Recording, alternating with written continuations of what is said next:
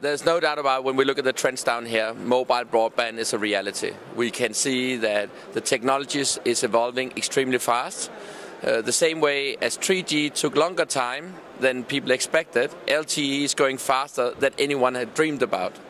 The speed which the operators can deliver with is increasing dramatically.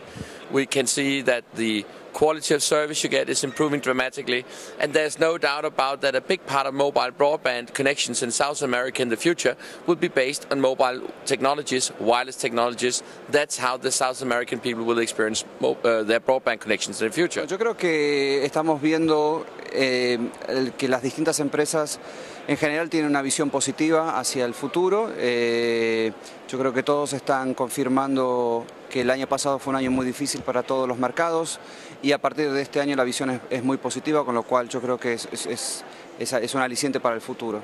En general, los otros temas que estoy viendo es un apetito muy fuerte, tanto de operadores como vendedores, en el tema de aplicaciones, ya que todos están explorando cómo poder traspasar los beneficios de la telefonía móvil a otras industrias y a otros verticales. Entonces, eso yo creo que serían principalmente los anuncios más importantes o las tendencias más importantes del Congreso. To a certain extent they don't. Depends on your network. What's interesting is if you buy a new base station, like the Model 6000 for Ericsson or the Flexi from Nokia, Siemens, whatever, these base stations today supporting GSM, UMTS, including HSDPA and LTE, and they're also supporting different kind of frequencies from maybe 800 megahertz to 2600 megahertz. And you can decide which kind of frequency and which kind of technology you want to use. But still, there is some operators which still have some old equipment where you can say to replace that equipment with new LTE equipment is more expensive than upgrade the hardware to HSDPA+. So it depends on the age of the equipment you have, and it depends of the type of network you have. So I think you shouldn't look at HSDPA+ as a competitor to LTE. It has something to do if you have older equipment, then you go maybe the Plus way.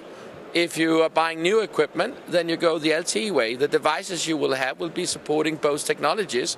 So for the end users, they won't care about there's one technology or the other technology.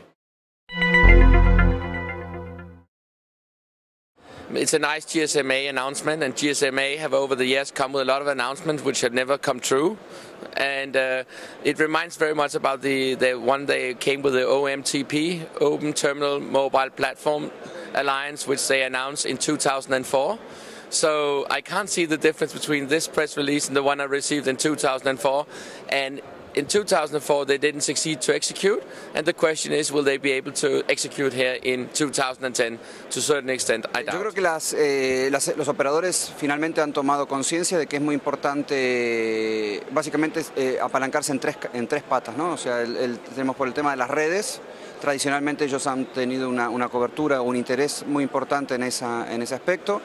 Pero habían descuidado en los últimos años dos aspectos, que son los devices en general, entre ellos los smartphones, y el contenido. Este anuncio de esta plataforma definitivamente es un paso a tratar de recuperar el tiempo perdido y a posicionarse frente a otros jugadores dentro del mercado de contenido, como los Google, Nokia con su plataforma Ovi, Apple Store, etc. Entonces, han tomado conciencia los operadores de que no solamente se trata de las redes, o de los minutos o el ARPU o el churn, sino que el negocio en sí mismo está compuesto por tres grandes patas, que de vuelta son los devices en un concepto muy amplio. Eso incluye smartphones, aplicaciones como aparatos de GPS y el día de mañana machine to machine. El tema de, obviamente, las redes y qué características tienen que tener esas redes, y finalmente el contenido. Entonces yo creo que vamos a ver mucho más en América Latina, particularmente de aquí en adelante en ese aspecto. I mean, we're seeing a lot of growth in the smartphone market at the moment, and it's really being driven by developed markets, so the major European countries, North America, and it's been driven largely by a demand from operators. So what operators are seeing is that smartphones are ultimately driving more ARPU. So when at a time when voice ARPU is coming under more and more pressure, operators are looking to drive more ARPU in another area, and smartphones are really the vehicle for doing this. The integration with social networking, the richer browsing experience, and so that's why there's such a demand for smartphones. The other thing is more and more operators are growing reluctant to subsidize, invest their money to subsidize products on proprietary or closed platforms. Consequently, that again opens the demand for, or opens the opportunity for smartphones. So what we're seeing is we're seeing far more Android devices. We're expecting Nokia to be bringing Symbian devices to a different segment of the market. Whereas in the last couple of years we've seen smartphones, the growth in the smartphone market has been at the high tier products, so the iPhones, the N97, the N96, maybe BlackBerry Bolds. These products have been driving the growth in the market. In 2010 and 2011 we expect the growth of the smartphone market to come from a new segment. It's going to be more the mass market, where Android devices will be in the mass market. We'll see Symbian devices in the mass market. All of this obviously puts operators' networks under more and more pressure. I think in tail end of last year, AT&T were quite honest and open about the pressure that their network was coming under through the iPhones that they're supporting, some of the netbooks and laptops that they're supporting.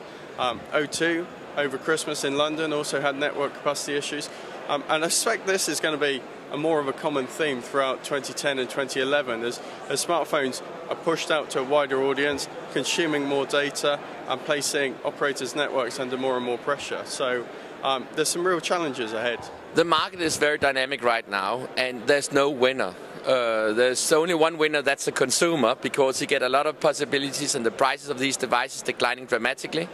And what we can see right now is there's coming tons of devices, and from a South American perspective, what's interesting is, you know, not many people in South America can afford an iPhone. We talk a phone which is $600 to $800, depends on which version you buy.